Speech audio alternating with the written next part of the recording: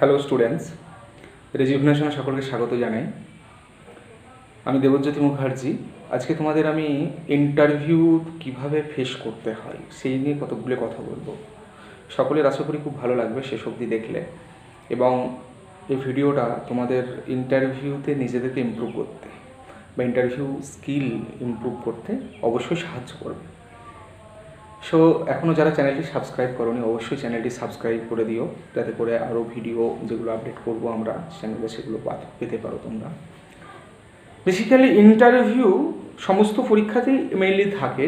যে কোনো private sector অর্গানাইজেশনে তুমি ইন্টারভিউ দিতে পারবে, বা কোনো পাবলিক সেক্টরে দিতে পারো, বা কোনো সরকারি গভর্নমেন্ট এক্সামের জন্য, যেমন সামনেই WBP ওয়েস্ট বেঙ্গল পুলিশের কনস্টেবলের ইন্টারভিউ আছে। বেসিক্যালি আজকের ক্লাসটা সমস্ত ইন্টারভিউ নিয়ে আমি আলোচনা করব, মানে যে কোনো বিষয়ের বা যে কোনো পোস্ট বা যে কোনো চাকরির ইন্টারভিউ মেইনলি বেসিক বিষয় সবারই সমান। এবার বিভিন্ন পোস্ট, যে পোস্টে তুমি ইন্টারভিউ দিতে যাচ্ছ, বিভিন্ন পোস্টের বিভিন্ন কিছু কিছু ক্যাটাগরি রয়েছে। আচ্ছা দেখো, ইন্টারভিউ দিতে গেলে প্রথম আমাদের সবার আগে যেটা দরকার, আমাদের সেলফ কনফিডেন্স থাকতে হবে। অনেকের মধ্যে একটা ম্যাটার থাকে যে আমি এই ইন্টারভিউ দিতে যাচ্ছি, আমি পারবো কি না, বা ইন্টারভিউয়াররা আমাকে তো বিভিন্ন প্রশ্ন করবেনই, আমি সেই প্রশ্নের উত্তর দিতে পারবো কি না, আর যদি না পারি তাহলে ওনাদের ইমপ্রেশন আমার ওপর কেমন হবে। দেখো, প্রথম থেকেই ব্যাপারগুলো ভাববে না। অবশ্যই তুমি একটা কনফিডেন্স রাখো, সেলফ কনফিডেন্স। তোমাকে প্রথম থেকেই ভাবতে হবে, from the inception you have to think that I can do this, আমি পারব।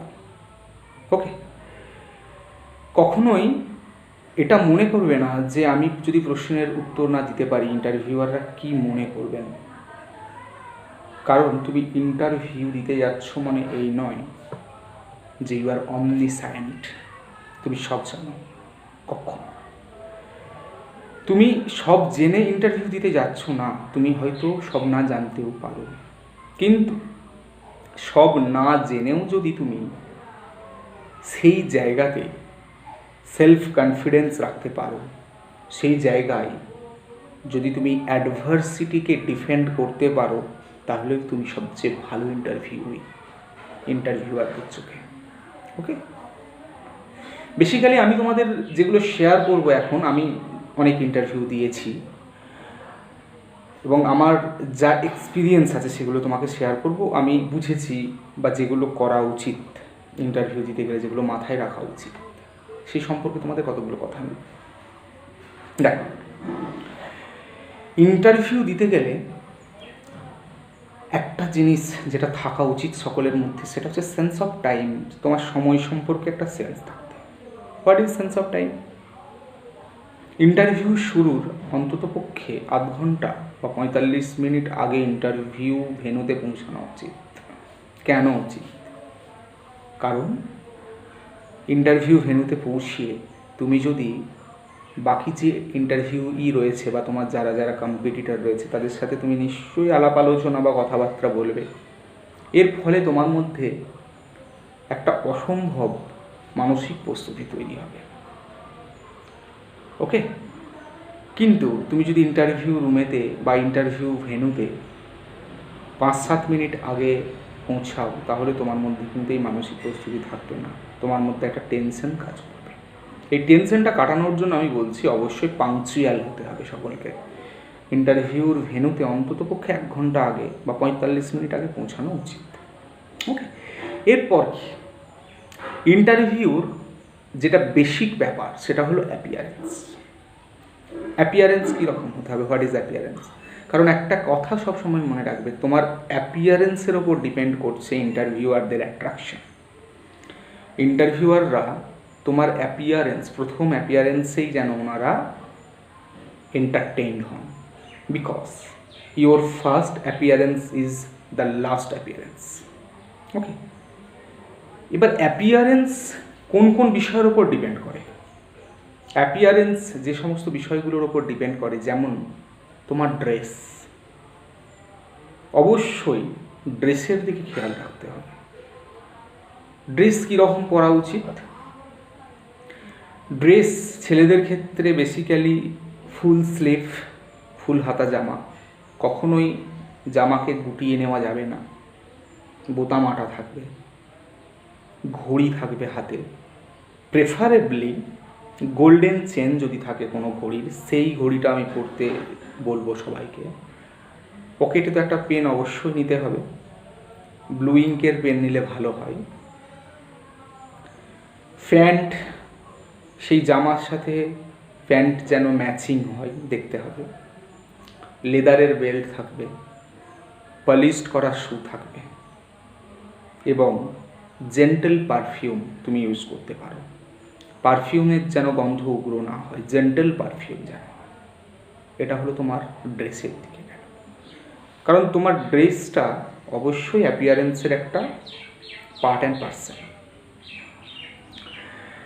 সো যে ড্রেসটা তুমি ইন্টারভিউ যাবে বলে ঠিক করেছো, সেই ড্রেসটা অন্ততপক্ষে বাড়িতে 4 থেকে 5 বার পরে আধ ঘন্টা করে আয়নার সামনে দাঁড়িয়ে নিজের ইন্টারভিউ নিজেই নাও, যাতে করে তুমি ওই ড্রেসটার সাথে ফ্যামিলিয়ার হয়ে ওঠো। একটা ড্রেস যেটা ইন্টারভিউ দিতে যাব বলে ঠিক করেছো বা যাবে বলে ঠিক করেছো, অবশ্যই সেই ড্রেসটা আগে থেকে পরতে হবে।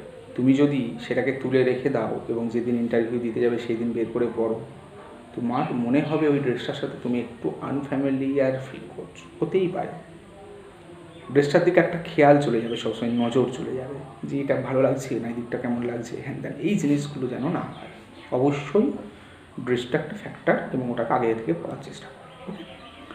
এরপরে যে ব্যাপারটা ইন্টারভিউর, সেটা হচ্ছে বডি ল্যাঙ্গুয়েজ। তোমার অ্যাপিয়ারেন্স খুব ভালো, বডি ল্যাঙ্গুয়েজ যদি একটু খারাপ হয়, তাহলে কিন্তু তোমার ইন্টারভিউয়াররা তোমার অ্যাপিয়ারেন্সে যতটা প্লিজড হয়েছিলেন, বডি ল্যাঙ্গুয়েজে ততটাই ডিসপ্লিজড হতে পারেন। বডি ল্যাঙ্গুয়েজ মিন্স তোমার শরীর। তুমি ইন্টারভিউ রুমে ঢোকা থেকে শুরু করে বেরিয়ে আসা অবধি তোমার বডি ল্যাঙ্গুয়েজটা তোমাকে খেয়াল রাখতে হবে। তুমি ইন্টারভিউ রুমে প্রবেশ করছো, ওকে, তোমাকে অ্যাট ফার্স্ট দেখে নিতে হবে যে দরজাটা কী কন্ডিশনে রয়েছে। দরজাটা যদি পুশ করে ঢুকতে হয় তাহলে বেরোবার সময় পুল করতে হবে। দরজা যদি পুল করে ঢুকতে হয়, ঠেলে ঢুকতে হয়, এই টেনে ঢুকতে হয়, বেরোবার সময় অবশ্যই সেটা পুশ করতে হবে। ওকে, তুমি দরজায় ঢুকছো, ঠেলে ঢুকলে দেখা গেল দরজাটা একটা অসম্ভব শব্দ করে বন্ধ হয়ে গেল। কেন হলো? কারণ তুমি সেই দরজাটা ঠেলে ঢুকেই হাত ছেড়ে দিয়েছিলে। এটা যেন না হয়। প্রথমেই কিন্তু ইন্টারভিউয়ারদের মধ্যে তোমার অ্যাপিয়ারেন্স নিয়ে একটা প্রশ্ন এসে যাবে। তো দরজা যতক্ষণ না বন্ধ হবে ততক্ষণ কিন্তু লক থেকে হাত সরানো উচিত নয়। দরজা বন্ধ হয়ে গেল, তুমি ইন্টারভিউ রুমে প্রবেশ করলে, তার আগে অবশ্যই পারমিশন নিয়ে নিচ্ছ তুমি যে স্যার আমি কি আসতে পারি বা আমি I come in sir. Interview রুমে প্রবেশ করলে এরপরে তোমার যেটা করতে হবে সেটা হলো গুড উইশ, গ্রিট করতে হবে। গুড মর্নিং বা গুড আফটারনুন, যে সময় ইন্টারভিউ হবে সেই সময় অনুযায়ী অবশ্যই গ্রিটিংটা হবে। গুড নুন কখনো হয় না, না বলাটাই বেটার। গুড আফটারনুন বলতে পারো, 12টার পর ইন্টারভিউ হলে আফটারনুন বলা যেতে পারে মেবি, বা তুমি গুড মর্নিং বলতে পারো। ইন্টারভিউ বোর্ডে যদি শুধু স্যারেরা থাকেন, 3-4 জন হয়তো মেল ইন্টারভিউয়ার রয়েছেন, তুমি ওনাদেরকে বলতে পারো গুড মর্নিং স্যারস। যদি ফিমেল ইন্টারভিউয়ার থাকেন এবং সে সঙ্গে মেল ইন্টারভিউয়ারও থাকেন, তাহলে at first you have to greet the female interviewers. প্রথম তোমাকে ফিমেল ইন্টারভিউয়ার্সদেরকে গ্রিট করতে হবে। Good morning ma'ams, then good morning sirs. Okay, ওনারা তোমাকে বসতে বলবেন, তুমি থ্যাংক ইউ বা ধন্যবাদ বলে বসবে। যদি বসতে না বলেন, তুমি বসার জন্য অনুমতি চেয়ে নিতে পারো যে স্যার আমি কি বুঝতে পারি। তখন ওনারা বলবেন হ্যাঁ অবশ্যই বসুন, তখন তুমি ধন্যবাদ দিয়ে বসবে। চেয়ারটা যদি দেখা যায় যে টেবিলের সাথে ক্লোজড, মানে ইন্টারভিউয়াররা যে টেবিলের সামনে বসে আছেন সেই টেবিলের সাথে ক্লোজড, অবশ্যই চেয়ারটাকে টানবে না, চেয়ারটাকে যদি সেটা তুলে নেওয়া যায়, তুলে সরানো যায়, অবশ্যই খুব সাবধানে তুলে সরিয়ে নিয়ে তুমি বসতে পারো। বসার পর দেখতে হবে চেয়ারটা কী কন্ডিশনের চেয়ার। যদি রিভলভিং চেয়ার হয়, তুমি বসে বেশ সুন্দরভাবে একটু ঘুরতে শুরু করলে, এটা যেন না হয়। এগুলোই বডি ল্যাঙ্গুয়েজ। তুমি চেয়ারে বসবে একদম স্ট্রেট, সিট দাঁড়া সোজা রেখে, এইরকমভাবে হেলান দিয়ে না, একদম স্ট্রেট বসতে হবে। হাত লক, এই হাত উঠবে না। প্রশ্নের উত্তর দেওয়ার সময় হাত দেখানো যাবে না, হাত নাড়ানো চলবে না। হাত গালে, মুখে, চুলে অনেকের দেওয়ার অভ্যাস আছে, অভ্যাসগুলো ত্যাগ করো আজই, এগুলো চলবে না। হাত লক, হাত টেবিলেও রাখা যাবে না। ইন্টারভিউয়ার তোমার সামনে তো টেবিল থাকবেই, বড় টেবিল হয়তো থাকবে, সেখানে রাখা যাবে। হাত এই তুমি এইভাবে। নেক্সট, বসার পর দুটো চোখ ইন্টারভিউয়ারদের সাথে আই টু আই কানেকশন যেন থাকে। এটা কখনো ইভেট করা যাবে না, do not Yvette.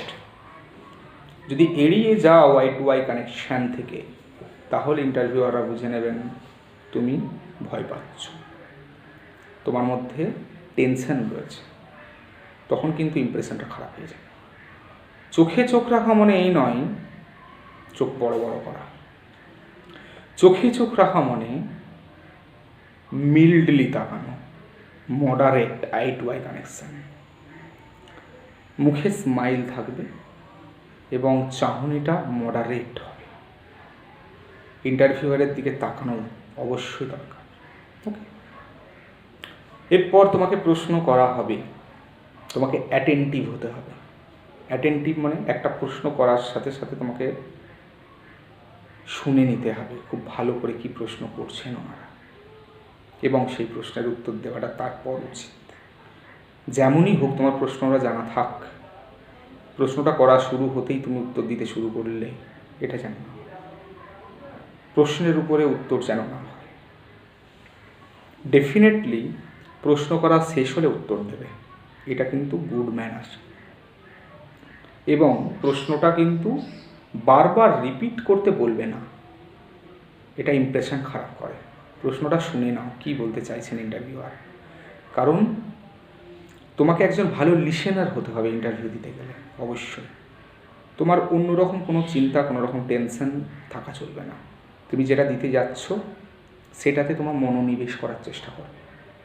Okay, next, তোমাকে প্রশ্ন করা হলো, তুমি উত্তর দিতে পারলে না, হতে পারে মেবি, তার জন্য ভয় পাওয়ার কিচ্ছু নেই। আমরা সব জেনে ইন্টারভিউ দিতে যাই না।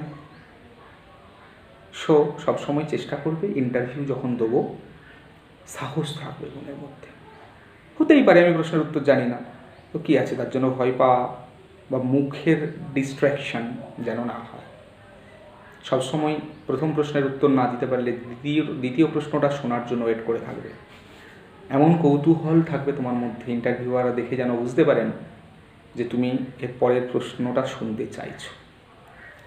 4টে প্রশ্ন পরপর করার পর 4টেরই উত্তর দিতে পারলে না, এরকম যেন মনের মধ্যে না আসে যে আমাকে ছেড়ে দিলে আমি বাঁচি, আমি বাইরে গিয়ে অন্ততপক্ষে একটু স্বস্তির নিঃশ্বাস নিই। না, কী আছে 4টে প্রশ্ন উত্তর দিতে পারো, 5 নম্বরটা শোনার জন্য কৌতূহল যেন থাকে।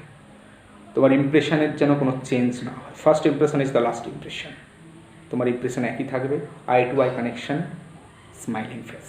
ওকে,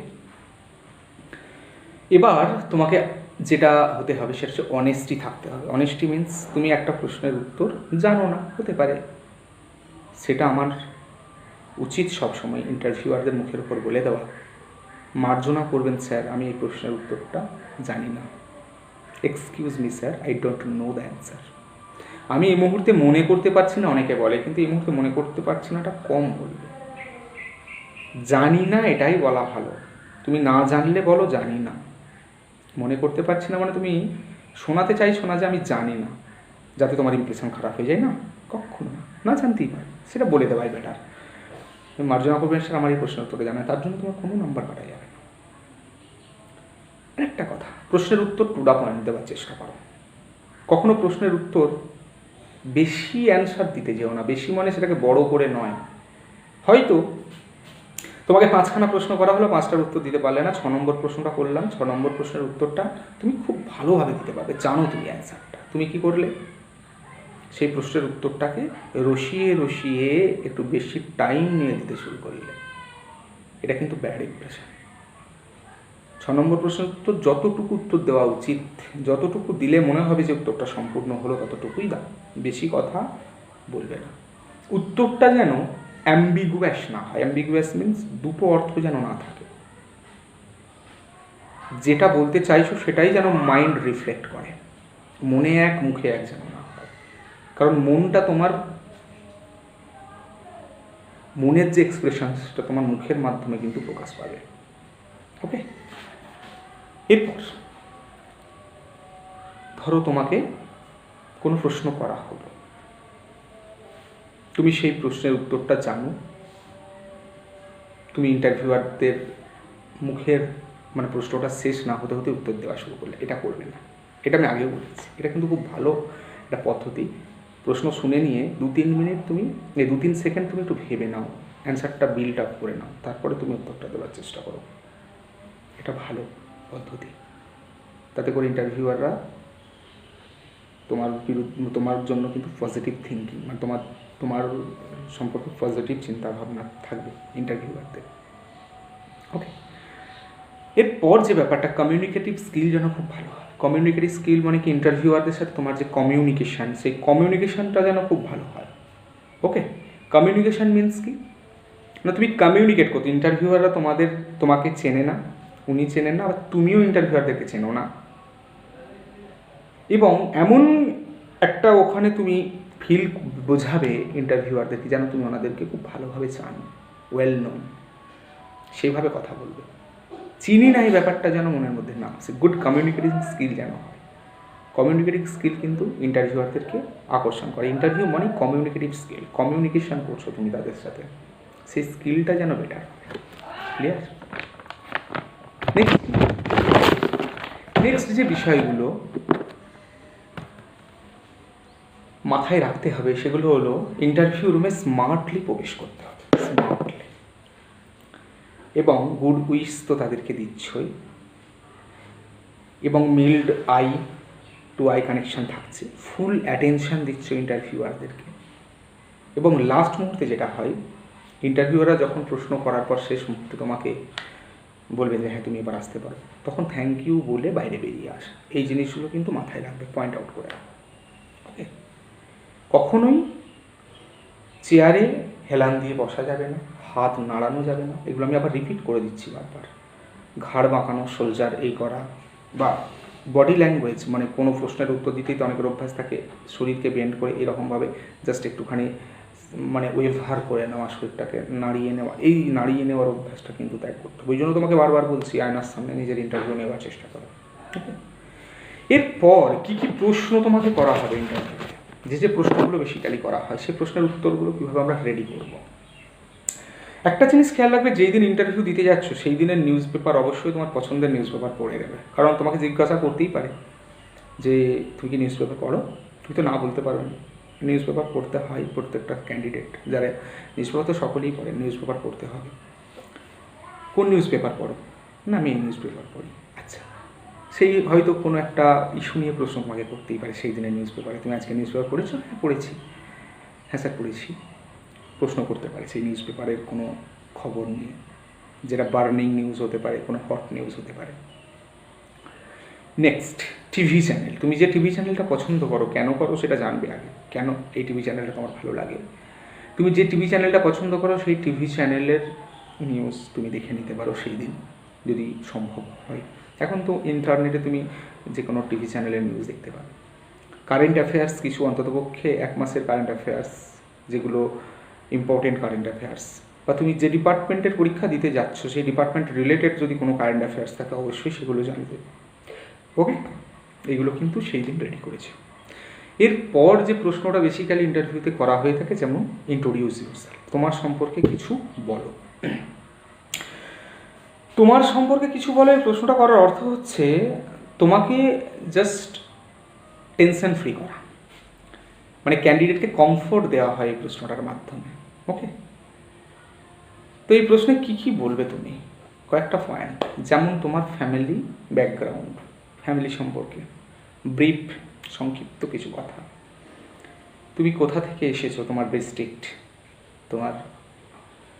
তুমি কোন জায়গাটার নাম কি, সেই সম্পর্কে কিছু। তোমার হবি কি, তুমি কি ল্যাঙ্গুয়েজ জানো, কোন ল্যাঙ্গুয়েজে কথা বলতে পারো, কোন ল্যাঙ্গুয়েজ লিখতে পারো, কোন ল্যাঙ্গুয়েজ পড়তে পারো।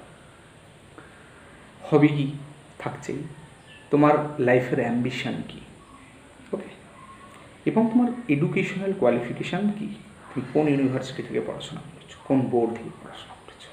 এটা কিন্তু তোমার ইন্ট্রোডিউস ইউরসেলফের মধ্যে থাকবে, ওকে। আরেকটা কথা, যে কোনো প্রশ্নের উত্তর দেবার চেষ্টা করবে, যখন উত্তর দিচ্ছ কোনো প্রশ্ন, অবশ্যই সেই উত্তরগুলো যেন অডিবল হয়। আবার এমন যেন না হয় ইন্টারভিউয়াররা ছাড়াও ইন্টারভিউ রুমের বাইরে যারা বসে আছেন তারাও শুনতে পাচ্ছেন তোমাকে কি প্রশ্ন করছে, সেটাও যেন না হয়। ডেফিনেটলি প্রশ্নগুলোর উত্তর যেন অডিবল হয়। অডিবল মানে কি, যেন সকলে শুনতে পান, যিনি প্রশ্ন করছেন তিনি এবং সেই সঙ্গে আরও ইন্টারভিউয়ার যারা রয়েছেন তারাও যেন শুনতে পান। একজন ইন্টারভিউয়ার তোমায় একটা প্রশ্ন করলেন, ইন্টারভিউয়ার 1, তুমি প্রশ্নের উত্তরটা অবশ্যই ইন্টারভিউয়ার 1-এর দিকে তাকিয়ে দেবে না, সকলের দিকে তাকাবে। মানে আমি বলতে চাইছি শুধুমাত্র ইন্টারভিউয়ার 1-এর দিকে না, যিনি প্রশ্ন করেছেন ওনার দিকে একটু বেশি তাকাবে অবশ্যই, কিন্তু বাকিদের দিকেও কিন্তু তাকানোটা শেয়ার করে নিতে হবে। মানে 100% তাকানো যদি হয়, 50 বাকিদের দিকে, বাকি 50টা কিন্তু তাকিয়ে মানে শেয়ার করে নিতে হবে। কখনোই বাকি ইন্টারভিউয়াররা যেন ফিল না করেন যে উই আর নট ইম্পর্টেন্ট, ওকে ওকে। তো ইন্ট্রোডিউস ইউরসেলফ কী পয়েন্ট দেবে। এরপরে হয়তো তোমাকে প্রশ্ন করা হতে পারে যে আমাদের সম্পর্কে কিছু বলো। আমাদের সম্পর্কে মানে তুমি যে ডিপার্টমেন্টের পরীক্ষা দিতে যাচ্ছ সেই ডিপার্টমেন্ট সম্পর্কে কিছু বলার কথা তোমায় বলছে। পুলিশের পরীক্ষা দিতে গেলে পুলিশ ডিপার্টমেন্ট সম্পর্কে, ব্যাংকের পরীক্ষা দিতে গেলে ব্যাংকের সম্পর্কে। তা যে ডিপার্টমেন্টের পরীক্ষা দিতে যাচ্ছ সেই ডিপার্টমেন্ট সম্পর্কে কিছু বলবে মানে বেসিক্যালি পজিটিভ দিকগুলো তুলে ধরাটাই উচিত। কারণ পরের প্রশ্নটাই তোমার আসবে, তুমি কেন এই ডিপার্টমেন্টে আসতে চাইছো। তাহলে তুমি আগেই উত্তর দিয়েছো অলরেডি যে এই ডিপার্টমেন্টের পজিটিভ দিক কী। তুমি পরে আবার এই পজিটিভ দিকগুলো রিপিট করে বলবে, স্যার এই পজিটিভ দিকগুলো থাকার কারণে আমার এই ডিপার্টমেন্টকে খুব ভালো লাগে, ওকে।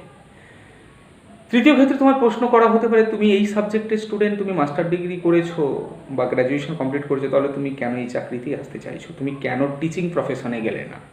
তুমি কখনোই বলবে না যে টিচিং আমার ভালো লাগে না, এটা বলার অধিকার তোমার নেই। টিচিং ভালো লাগে না মানে অধিকার মানে আমি এই সেন্সেই বলছি, বলবে না। আর এটাও বলবে না আমার এটাই ভালো লাগে বলে আমি লাইনে এসেছি। তুমি বলতে পারো যে এই চাকরির কী অ্যাচিভমেন্ট রয়েছে বা এই জবটার কী পজিটিভ দিক রয়েছে, এই পজিটিভ দিকগুলোর জন্য আমি এই ডিপার্টমেন্টটাকে ভালোবাসি, ওই জন্য আমি এসেছি। টিচিং অবশ্যই ভালো পেশা, অবশ্যই ভালো, কিন্তু আমি এইটাকে একটু বিশেষভাবে পছন্দ করি বলতেই পারো।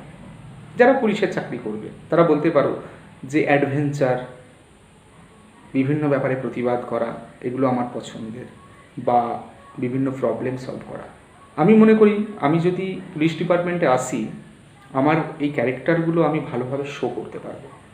আমার ওপর একটা পাওয়ার থাকবে, আমি এগুলোকে যাতে করে ভালোভাবে অ্যাপ্লাই করতে পারি। আর আমি যদি পাওয়ারটা না পাই তাহলে তো আমি আমার অ্যাডভেঞ্চার, প্রবলেম সলভিং, প্রোটেস্ট এগুলোকে ঠিকভাবে আমি পারবো না এবং মানুষকে বোঝাতেও পারবো না, আমার কথা শুনবে না। কিন্তু আমার মধ্যে যদি পাওয়ারটা দেওয়া থাকে, আমি যদি পুলিশ অফিসার হই, তাহলে আমার মধ্যে নিশ্চয়ই পাওয়ারটা থাকবে এবং মানুষ আমার কথা শুনবে এবং আমি আমার এই ক্যারেক্টারগুলোকে অ্যাপ্লাই করতে পারবো, ওকে।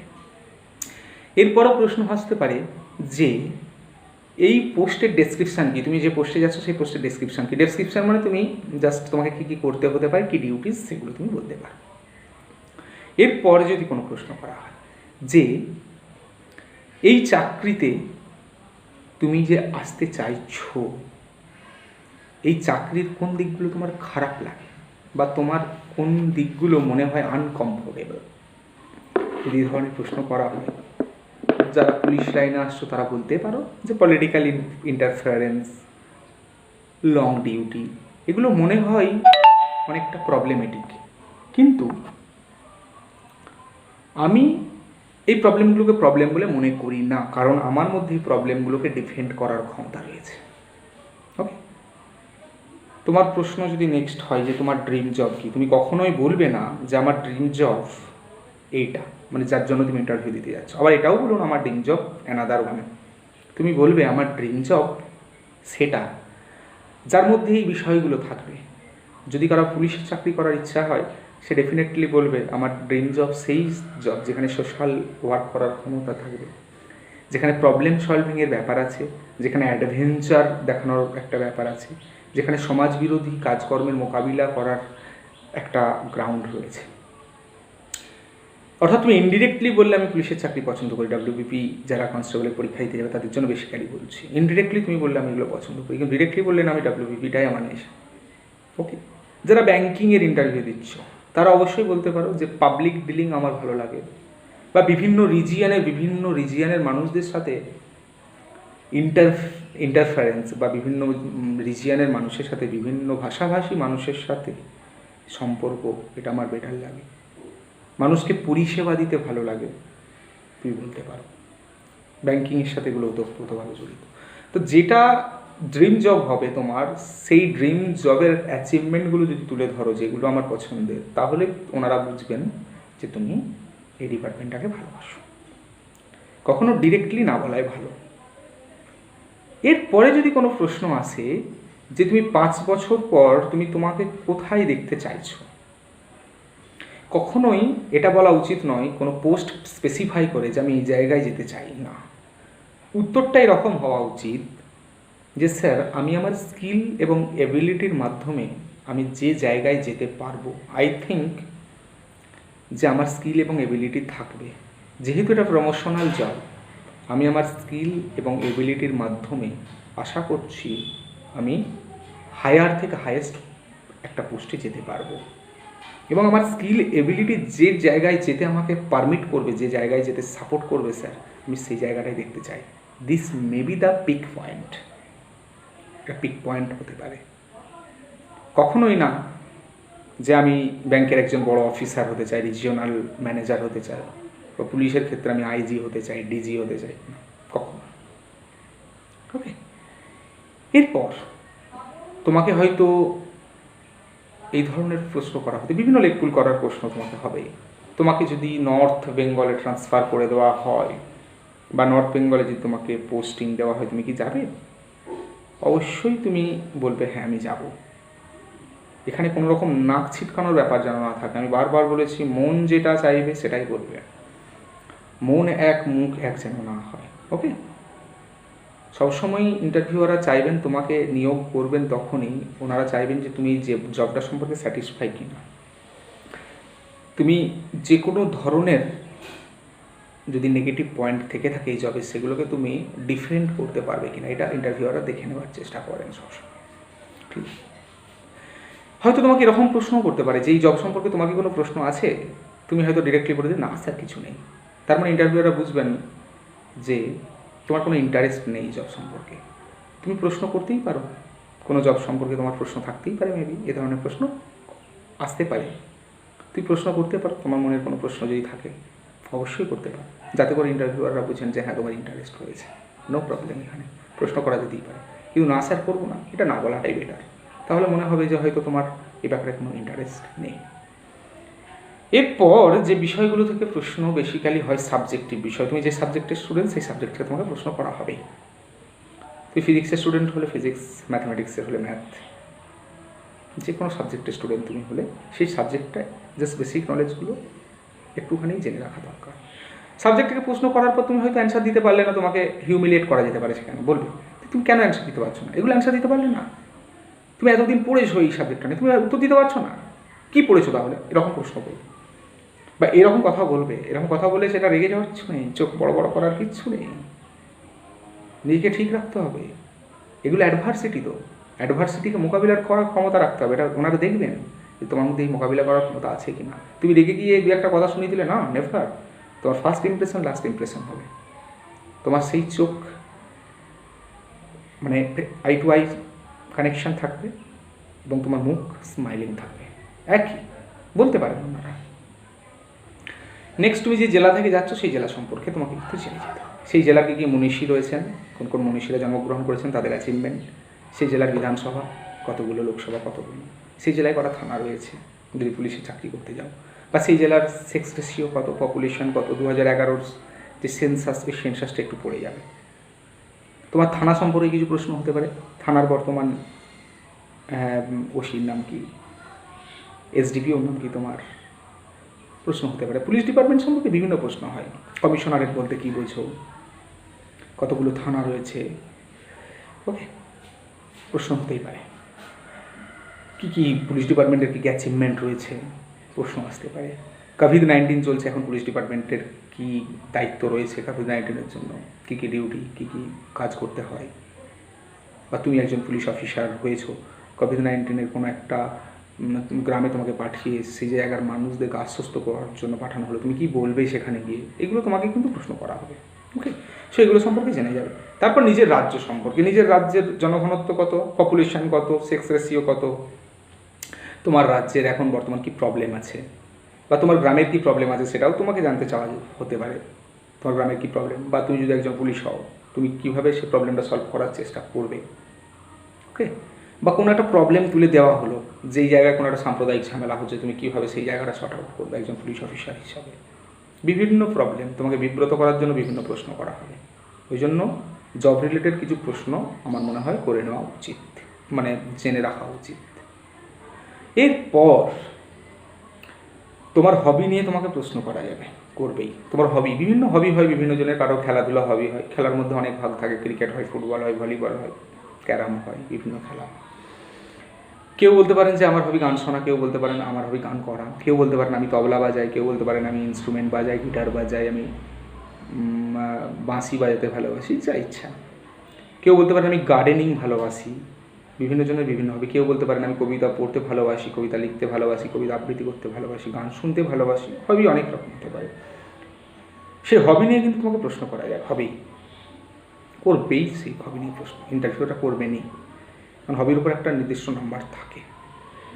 ইন্টারভিউয়াররা তোমাকে হবি নিয়ে বিভিন্ন প্রশ্ন করতে পারেন। খেলাধুলা নিয়ে হলে তো কোনো ব্যাপারই নয়, ক্রিকেট যদি তোমার হবি হয়, তা ক্রিকেট নিয়ে প্রচুর স্কোপ অপরচুনিটি থাকে, সেগুলো তোমাকে জেনে যেতে হবে। শুধু বলে দিলেই হবে না আমার এটা হবি, সেই সম্পর্কে কিন্তু আইডিয়া থাকতে হবে। তোমার হবি যদি গার্ডেনিং হয়, ইন্টারভিউয়াররা প্রশ্ন করবেন কী কী গাছ লাগিয়েছো, এই গাছগুলো সমাজের পক্ষে কেন উপকার বলে তুমি মনে করো, কেন লাগিয়েছো, কী কী অ্যাচিভমেন্ট আছে, ওকে, বাই নেচারের সাথে এই গাছগুলোর কী রিলেশনশিপ রয়েছে, কী কী ফলের গাছ লাগিয়েছো, এ ফলের কী উপকারিতা, কোন ভিটামিন রয়েছে, বা কোনো গাছের বিজ্ঞানসম্মত নাম জিজ্ঞাসা করতে পারে। গার্ডেনিং থেকে অনেক প্রশ্ন হয়, গান থেকে প্রচুর প্রশ্ন হয়, তুমি যে ইনস্ট্রুমেন্ট বাজাও সেখান থেকেও প্রশ্ন করা যেতে পারে। অতএব সেই সম্পর্কে একটুখানি কিন্তু তোমাকে পড়াশোনা করতে হবে, স্টাডি করতে হবে, যেন সেই হবিটা সম্পর্কে, যেহেতু তুমি ওটা পছন্দ করো, তোমার যেহেতু ওটা নেশা, একটা হবি, সেই সম্পর্কে তোমার তো আইডিয়া অবশ্যই থাকতে হবে। বেসিক্যালি এইগুলো কিন্তু একটুখানি জেনে যাবে। তার সঙ্গে নিজের জেলা সম্পর্কে, নিজের রাজ্য সম্পর্কে, নিজের দেশ সম্পর্কে, বর্তমানে যে ইস্যুগুলো চলছে, 370 ধারা সম্পর্কে প্রশ্ন করা হতেই পারে। বর্তমানে যে চায়নার সাথে ইন্ডিয়ার যে ইস্যু, সেই ইস্যুটা নিয়ে প্রশ্ন করা হতে পারে। সার্জিক্যাল স্ট্রাইক নিয়ে প্রশ্ন হতে পারে, তুমি যেহেতু পুলিশের ইন্টারভিউ দিতে যাচ্ছ, অ্যাডভেঞ্চারাস কোনো ব্যাপার নিয়ে তোমাকে প্রশ্ন করা যেতে পারে। ব্যাংকের ইন্টারভিউ দিতে গেলে ব্যাংকের বিভিন্ন টার্ম সম্পর্কে জানতে হবে। ব্যাংকে চাকরি করতে গেলে কী কী গুণাগুণ থাকা দরকার বলে তুমি মনে করো, সেগুলো জানতে হবে। পুলিশে চাকরি করতে গেলেও কী কী গুণাগুণ থাকা দরকার জিজ্ঞাসা করতেই পারে, কী কী গুণাগুণ তোমার মধ্যে আছে, তুমি নিজেকে মনে করো যে আমি পুলিশে চাকরি করতে পারবো। ওকে, যেমন অনেস্টি থাকতে হবে, ব্রেভিটি থাকতে হবে, ওকে, এই জিনিসগুলো। তারপরে কুঁড়েমি থাকা যাবে না পুলিশে চাকরি করতে গেলে। এই ব্যাপারগুলো কিন্তু অবশ্যই চেষ্টা করবে সবসময় অকুপাই করে অ্যান্সার দেওয়ার। ক্লিয়ার? যাই হোক, বেসিক্যালি তোমাকে এই ব্যাপারগুলো আমি আমরা যাই হোক বললাম। হয়তো তোমাকে আরও প্রশ্ন করতে পারে যে তোমার উইক পয়েন্ট কী, তুমি উইক পয়েন্ট মানে তোমার নেগেটিভ পয়েন্ট কী। নেগেটিভ পয়েন্ট তো সকলেই থাকে, তুমি এটা বলতে পারো যে হিউম্যান বিং হিসাবে সকলের নেগেটিভ পয়েন্ট থাকে, আমারও রয়েছে। যেমন আমি স্ট্রেট ফরওয়ার্ড, এমন নেগেটিভ পয়েন্ট বলো না যেটা ওই চাকরির অন্তরায়। আমি স্ট্রেট ফরওয়ার্ড, বা আমি খুব ইমোশনাল, আমি সহজেই মানুষকে বিশ্বাস করে ফেলি, বাট এগুলো আমি চেষ্টা করি সবসময় যাতে করে এগুলো থেকে আমি নিজেকে কী করতে পারি না, নিজেকে যাতে এগুলো থেকে আমি রিসাসিয়েট করতে পারি, আমি এগুলো চেষ্টা করি। যাই হোক, এই হলো ব্যাপার। বেসিক্যালি এই ধরনের প্রশ্ন হতে পারে ইন্টারভিউ সম্পর্কে। তোমরা অবশ্যই একটুখানি তৈরি করে নাও, বারবার মিররের সামনে দাঁড়িয়ে নিজের ইন্টারভিউ নেওয়ার চেষ্টা করো। যে ড্রেসটা তোমরা পরে ইন্টারভিউ দিতে যাবে ডেফিনেটলি সেই ড্রেসটা বারবার করার চেষ্টা করো, ঠিক আছে? তো স্টুডেন্টস, আশা করছি তোমরা এই ভিডিওটা থেকে অনেকটা নিজেদেরকে ইমপ্রুভমেন্ট করতে পারবে। সো আমি এখানেই আজকের ইন্টারভিউর ক্লাস কমপ্লিট করলাম। সকলে ভালো থাকবে এবং অল দ্য বেস্ট এভরিওয়ান।